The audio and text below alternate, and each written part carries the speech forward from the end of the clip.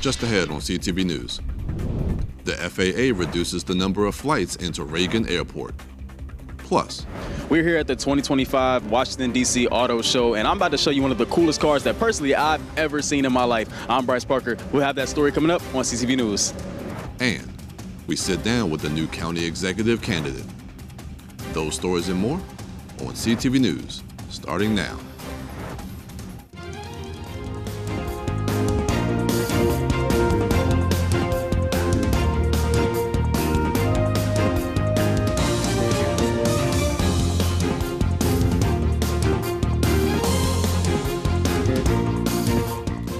Good evening. This is CTV News for February 7th. I'm Mariah Jalad. And I'm Michaela Noon. Thanks so much for joining us. Well, a Maryland lawmaker is proposing legislation to protect the state's federal workforce. Delegate Jazz Lewis of Prince George's has introduced the Protect Our Federal Workers Act. The bill would rename the Federal Government Shutdown Employee Assistance Loan Fund to the Federal Government Employee Assistance Loan Fund. The measure would expand the fund to allow federal workers impacted by mass layoffs or closures to access interest-free loans and unemployment assistance. The bill has been cross-filed in the Senate. While the number of planes that can land at Reagan National Airport every hour will be reduced. That's according to the Federal Aviation Administration.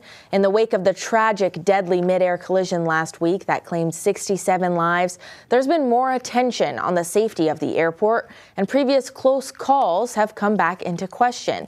Arriving flights every hour will be reduced from 28 to 26. The change also comes as the FAA and the National Transportation Safety Board have expressed concerns for air traffic controllers' workloads.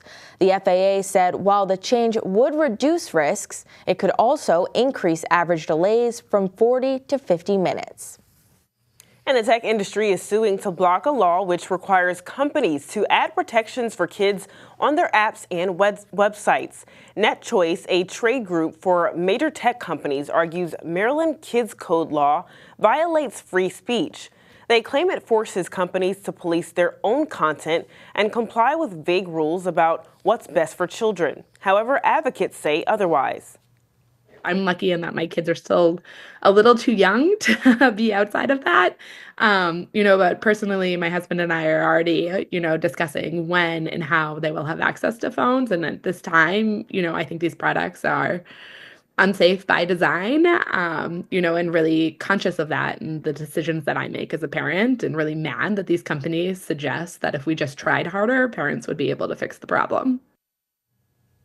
The law requires big internet companies to protect kids' data and assess their privacy practices. Now, when it comes to kidnapping rates, Maryland is one of the safest places in America. A new study by BaderScott.com ranks Maryland second in the nation for the lowest kidnapping and abduction rates, with just 2.1 cases per 100,000 people. Now, Maine takes the top spot with a rate of 1.8. Experts say Maryland's low numbers reflect strong safety measures and law enforcement efforts to prevent such crimes. New Mexico tops the list as the most dangerous state with a staggering rate of 63.9. Now, for a full breakdown of the study, head to BaderScott.com. And bored with grocery stores, how about foraging for your own food in your local forest? Well, Maryland Delegate Lorig Sarkoudian is proposing just that. Under House Bill 257, foragers would be able to get a permit and forage on specially designated lands managed by the state's Department of Natural Resources. She says that food forests bring communities together and allow families who might otherwise go without food to supplement their diets. You have trees, generally native, but at least not invasive, right? So pawpaw trees are native to this region, but you could have, apple trees or other trees. You have bushes, right? So you could have like blueberry bushes or whatever that might be. You have ground cover. You have like smaller, plants. You could have fungi or other edible mushrooms, and you're designing it in a way that is sort of this healthy ecosystem. But it's also a very public space where the general public can come and take food, literally pick food and eat it right there, take food home for their family, and also learn about growing food and food ecosystems and forest ecosystems. And Prince George's County is home to over 20 community gardens and food forests. But to find one near you, visit the county's Soil Conservation District website at pgscd.org. Well, when it comes to cars, whether you prefer electric power or gas, old school or modern builds, the DC Auto Show has it all. And CTV's Bryce Parker is at the Walter E. Washington Convention Center, giving us a glimpse of some of the hottest rides on display.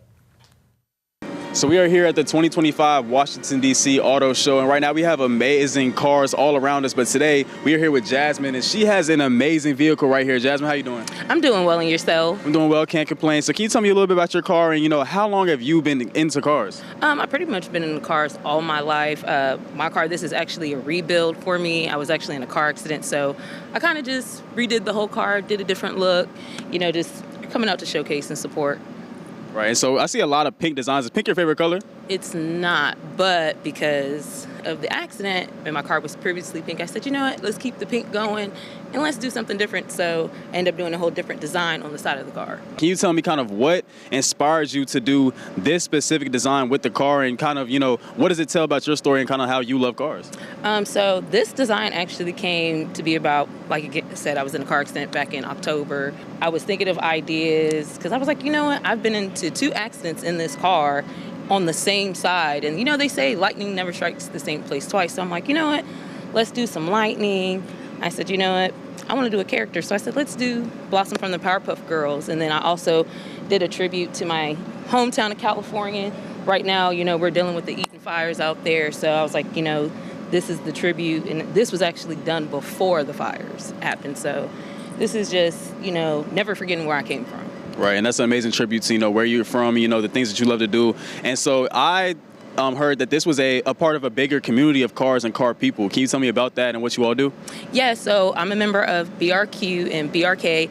We are a car crew family, and we also have a bullies initiative called CAB, that's Cars Against Bullies, where we bring cool cars out like this out, and we help, give back to the kids, help support them, during bullied or domestic violence. We give back, especially like to the city of Baltimore, different counties, just donating clothes, books, supplies, whatever is needed.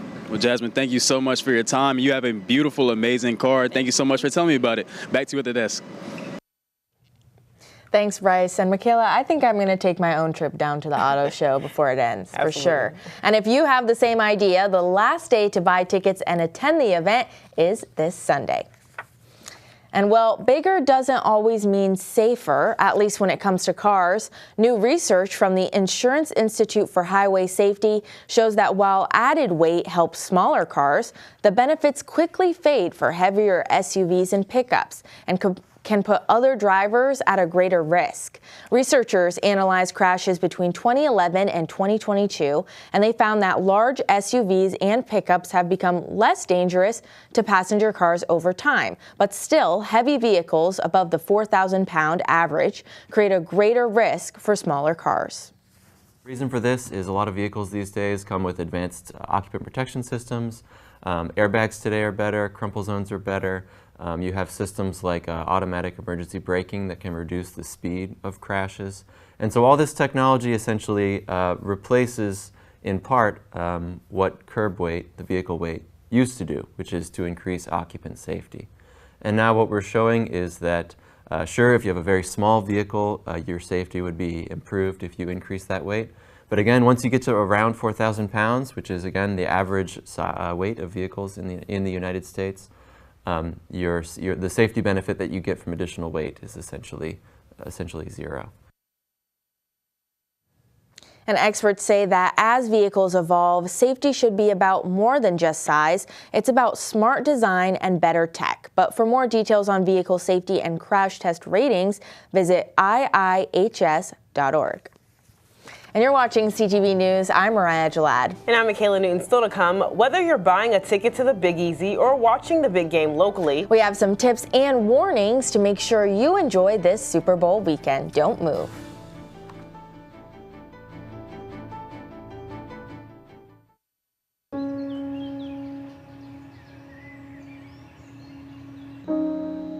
This high school gym used to be packed most nights. Not anymore. Do you know why? Because bad behavior by fans, especially adults, has caused a shortage of game officials across the country. You see, without officials, we can't have sports. Don't let this become reality. It's time for a change. Let's bench bad behavior for good. Welcome back. Well, are you thinking about taking a last-minute trip to the big game in New Orleans? Well, you might just be in luck because Super Bowl ticket prices are dropping fast. They're 30% less than where they were just a week ago. The lowest get-in price is just a measly $4,000, but that is half of what the lowest price was for last year's Super Bowl in Las Vegas. Now, many believe that the massive seating capacity of the Caesars Superdome is causing the prices to plummet. Well, did you know that 1/3 of U.S. traffic deaths during the Super Bowl involved drunk drivers? To combat this, the statistic WRAP, the Washington Regional Alcohol Program, has announced the inaugural 2025 Super Bowl Sober Ride program. The program will be in operation beginning Sunday at 8 p.m. and will operate until 4 a.m. on Monday. Now, during the 8-hour period, local residents can download the Lyft app and enter a Sober Ride code to receive up to $15 off their ride home. We couldn't escape the fact of the matter is that, we do this program on St. Patrick's Day, we do it on Cinco de Mayo, we do it on 4th of July, Halloween, and the 2 or 3 weeks leading up to New Year's. But when you have a holiday, for lack of a better word, this Sunday, where nearly 40% of all traffic deaths involve drunk drivers. It's really inescapable. And so what we're doing for the first time ever, this is our first time ever doing a Sober Ride program on Super Bowl. We're going to be offering this between 8 p.m. on Super Bowl Sunday all the way until 4 a.m. the following day, that if anybody's in the greater Washington area and they're celebrating Super Bowl Sunday with alcohol and they're of legal drinking age, they can get a free and a safe ride home. Now, since 1991, WRAP's Sober Ride program has provided more than 93,000 free safe rides. The 2025 Super Bowl Sober Ride promo code will be posted Sunday at 6 p.m. on SoberRide.com. Well, Michaela, we finally made it to Friday. We did. I know what I'm doing this weekend, but if you don't have any plans, let's ask Brittany Aaliyah, what's the move? Happy Friday, guys. So, of course, we know it's Black History Month, and there's so many things to do around the DMV. Now, if you're looking for some fun ways to celebrate, go visit the National Museum of African American History and Culture. Maybe take a stroll down Black Lives Matter Plaza. You could go pay homage at the Martin Luther King Jr. Memorial, or just stand on the Lincoln Memorial steps, the same place where he delivered his I Have a Dream speech. But whatever you do, make sure you make it count. So, we all know who the king of pop is, right? Like, we can all agree it's Michael Jackson. Well, check this out. Who's Bad, the Ultimate Michael Jackson Experience Tour, is coming to the Birchmere this Saturday. And let me just tell you, I heard this is a one-of-a-kind experience. I mean, look, MJ's catalog speaks for itself, but imagine an entire mesmerizing production dedicated to the most legendary pop star. So grab your tickets and don't miss out on it tomorrow. All right, sports fans, the Super Bowl is finally here, and it's going down on Sunday at 6:30 p.m. between the Chiefs and the Eagles. Now, to me, the Super Bowl pretty much means top-tier football, a banging halftime show, a few funny commercials, and the best part ever, some good food. But side note, did y'all know that National Pizza Day falls on Super Bowl Sunday? Who knew that, right? So definitely add pizza to the menu because I'm sure there's some good deals out there, and you could just thank me later. Have a great weekend, everyone.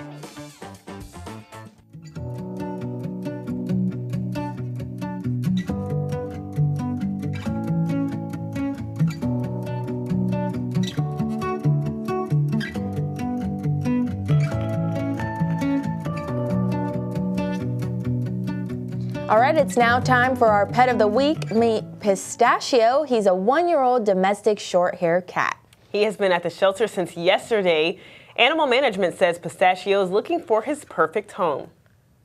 A little on the shy side, so he probably would be better in a home environment where it's a little quiet. He hasn't come out of his shell quite yet here. We're hoping with more interaction he will. But he seems to be a sweet boy.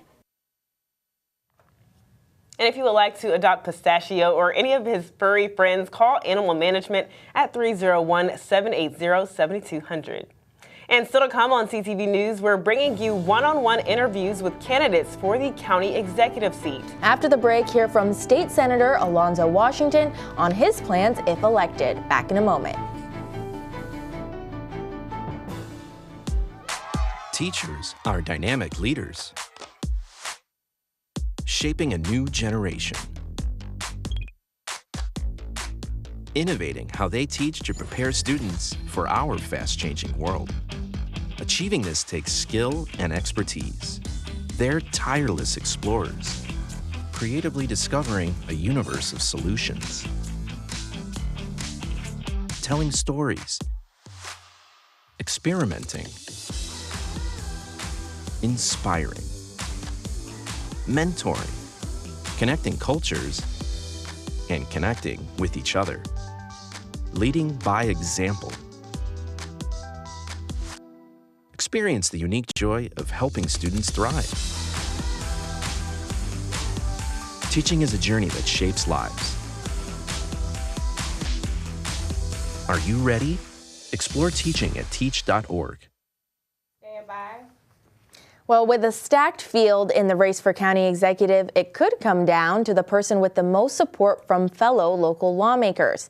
Delegate and chair of the Prince George's County delegation, Nicole Williams, has put her support behind State Senator Alonzo Washington. She says that's based on his experience in multiple sectors of government. I represent District 22 in Prince George's County. My Senator Alonzo Washington is one of the candidates, and so I am supporting his efforts in the county executive race. Senator Washington formerly worked on the county council. He was a chief of staff to a council member, so he brings that experience to the table, as well as his experience here in Annapolis and understanding how Annapolis works.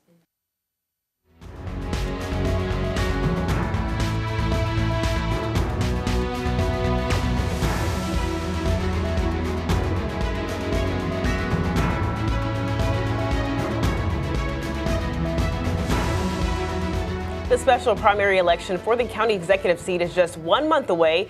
In the next coming weeks, CTV will bring you exclusive interviews with each of those candidates. And joining us in the studio today is candidate and state senator Alonzo Washington. Senator Washington, thanks so much for joining us today. Thank you for having me. I'm really excited to be here. So if you become county executive, what are you going to do with those crucial first 100 days? You know, we're dealing with a $170 million budget deficit in the county. And in this term, you only have 2 years left. You know, you can't be slow to start. So what would you do with those days? Right. That's a really great question. So the first 100 days are the most important and crucial for a next county executive. So we got to be prepared. I'm going to make sure that we go around the county first to listen to our residents and hear their issues up front and personal. Because what matters most in the first 100 days is making sure we're hearing from people. Then we're going to, at the same simultaneously, I'm going to tackle public safety. We're going to transfer those police officers that are in civilian roles into community policing roles. That's about 100 or more new police officers that will be from behind the desk into our communities, knocking on doors and building relationships. And also what I'll do in my first 100 days is reform DPI. We know permitting system here in the county is just outrageous and is not working for our residents here. I'm going to modernize it so that it works for residents and it works for our business community here in Prince George's County. One of the things that we know about you is that you've worked for Employ Prince George's to kind of work with, you've worked in Capitol Heights to get, you know, resources for people looking for jobs, things like that. What are your plans, if you have one, to bring more jobs into the county? Yeah, so I created what is called the Maryland Aerospace and Technology Commission. It connects NASA to NOAA, to University of Maryland, and we're soon going to have the FBI headquarters here in Prince George's County. That center right there is an aerospace hub that I created for the state of Maryland, the first of its kind here in Maryland.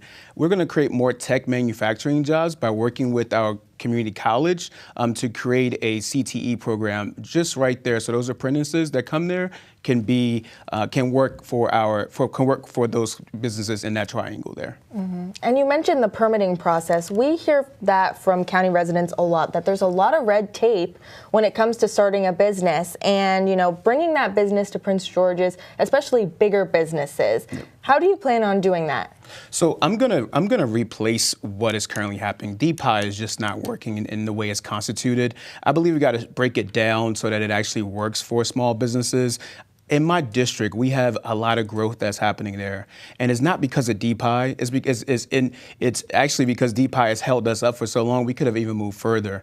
In my district, I know there's a restaurateur that wanted to open up a restaurant in my district in Hyattsville, but instead she moved to Montgomery County because of the long, lengthy process to go through the permitting process, and she went to Montgomery County and opened up her restaurant within 90 days. Under my leadership in the first 100 days, we're going to get those permits that take over a year and a half done. We're going to lower that to 90 days. My job is to make sure that businesses that want to grow here in Prince George's County, actually the government gets out of their way. We're going to remove so much red tape under my leadership that businesses are going to flourish here in the county. You were on the commission of the group that helped craft the blueprint for Maryland's future. What are your thoughts on the calls to make changes to the blueprint amid all of these current budget deficits in the state? I think there can be very, very little changes to the blueprint for Maryland's future. And there's some things that we can change. However, what I will not stand for is taking money from poor Black and brown students in high concentration poverty areas, in which this governor wants to do. As county executive, I'm gonna stand up and say that $160 million that would come otherwise to a Black and brown school or a high concentration of poverty school, I'm gonna stand up to him and say no. As a senator, I will vote no on that bill because the most vulnerable students are the ones that are in community schools. I will make sure that those students get the resources that they need because of those wraparound resources that we all know we need in our schools. We have almost 200 community schools in Prince George's County. Can you imagine the cuts that will happen under the governor's proposal? No, that won't happen under my leadership. And more on the budget, if you become the county executive, can you promise Prince George's residents that their taxes won't go up? Absolutely. I will promise that the taxes will not go up, unlike Rashawn Baker when the taxes did go up, and other candidates where the taxes did go up here in the county. That won't happen under my leadership. And our seniors, I'm going to make sure the senior property tax credit that the council passed actually works. Right now, that property tax credit is not working, and even so, that the current interim county executive had to put it on pause because the council just didn't get it right. Under my leadership, we will take it back and get it right and make sure that our seniors can benefit from a property tax credit. I want to go back to education a little bit. The Maryland State Board of Education and the AIB, they voted unanimously to recommend that school systems focus on getting their low-income four-year-olds who attend quality education or qualify to attend for free go into full-day pre-K. What are your thoughts on that, your reaction to that? Look, I know right now that the governor wants to hold off on providing child care, early childhood education grants to families. We're about almost over 40,000 parents that are taking advantage of that program. I will vote against any measure to stop the increase because our parents need it. Child care in this county and in the state is way too high. As a new parent myself of a 2-year-old, it is costing us a lot, and our parents need the relief. I will double down in my tenure because this election isn't just about the next 2 years of Angela Alston-Brooks' term. It's about the next 10 years. For the next 10 years, I'm gonna build 20 new early childhood education centers and that are affordable for our parents right here in Prince George's County. More on making things affordable. In the county, the average price of a home is $400,000. A 2-bedroom apartment is $3,000. These are out of the realm of possibility for a lot of people. So what's your idea of affordable housing, and what's your plan to make more of that available here? Yeah, so we have a couple of things that are going against us here in Prince George's County. We have too many authorities. We have the Redevelopment Authority, we have the Housing Authority, we have DHCD. Under my leadership, we're going to create something that Montgomery County has, which is the Housing Opportunity Commission. And what they do is create multi-income housing where we can afford to build affordable housing and at-rate housing too, rental housing here in the county. That's important because those agencies need to work closer together, and we need to consolidate assets and consolidate funding too. Under my leadership, when I worked on the county council, I created the first housing investment trust fund, which is now funding a project in Addison Road in District 24. I'm really proud of that because that's really great work. I also created the National Capital Strategic Economic Development Fund that's funding new affordable net zero energy homes right here in Prince George's County under the leadership of Housing Initiative Partnership. And that's really big because we're talking about saving energy, we're talking about housing affordability, we're ensuring that our nonprofits are helping others, and we're building their capacity. And that's what we need to do here in Prince George's County. Think smart about the next iteration of affordability. All right, thank you so much for being here again, Senator Washington. Absolutely, thank you. And the special primary election will be held on March 4th. And make sure you tune in on Monday. We'll be introducing another candidate, at-large Councilwoman Jolene Ivey, only on CTV News. All right, stay right there because Simon Buggs has our Friday sports page after the break. That's right. And I hear he's talking boys basketball and, of course, that big game this Sunday. Simon?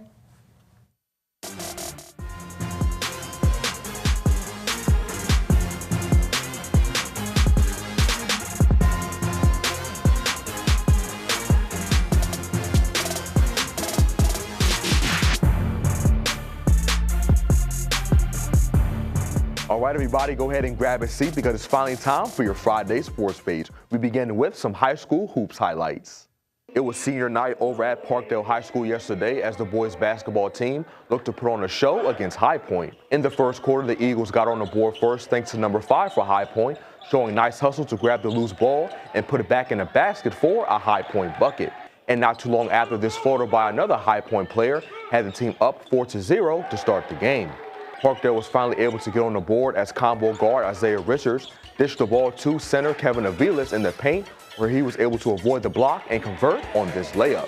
And paint points would be the name of the game for the Panthers in the quarter as they dominated in that area as power forward and center Tavante Martin could not be stopped near the basket. And because of this, Parkdale scored 14 points in the period, but the Eagles weren't far behind as they put up 11.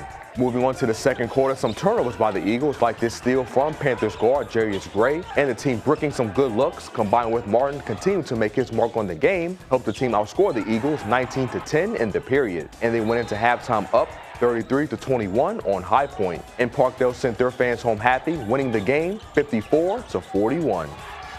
Now, football fans, we are just 2 days away from one of the biggest games of the year, the Super Bowl. Patrick Mahomes and the Kansas City Chiefs will try to make it 3 straight Super Bowl wins when they take the field against Saquon Barkley and the Philadelphia Eagles on Sunday. And the two spoke recently about the upcoming matchup. Yeah, Super Bowl is always top of the top, and to be able to have this opportunity to be in this game, it's always special. And so we're just going to go out there and lay it all on the line. I mean, we've worked so hard to be in this game, and I'm proud of my teammates. We're one win away from going out and completing history, so I'm excited for it. Yeah, I think it does help that they never won against me either.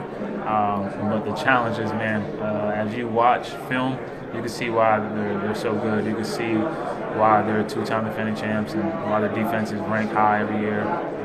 We know it's going to be a challenge. It's Spags. You never know with him.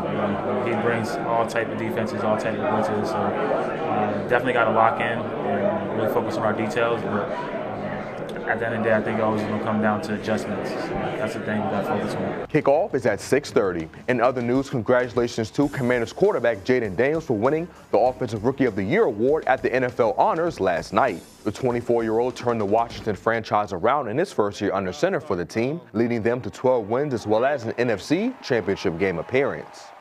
The future's definitely bright for my team, and I can't wait to see what JD does in year 2. And that wraps up your Friday sports page. Simon Buggs, CTV Sports. All right, thanks, Simon. Now let's check out the 3-day weather forecast. Tonight will be mostly cloudy. We still have another month of winter, don't forget. Tomorrow it will be 33 degrees, but expect some snow, sleet, and rain. Sunday, it's going to be mostly sunny. We'll have a high of 43 and a low of 29. Monday, we only reach a high of 41, and we could see some more snow showers Monday night. And before we go, let's take a look at our community calendar. Starting tonight, the Bowie Playhouse will be showcasing for colored girls who have considered suicide when the rainbow is enough. The one-act show explores powerful and emotional themes through a series of poetic monologues accompanied by dance movements and music. Showtime starts at 8 p.m. This show will be playing until March 1st, but for more tickets and information, visit secondstarproductions.org. All right, that wraps up CTV News for now. Thanks so much for joining us. We'll see you again Monday. Have a good night.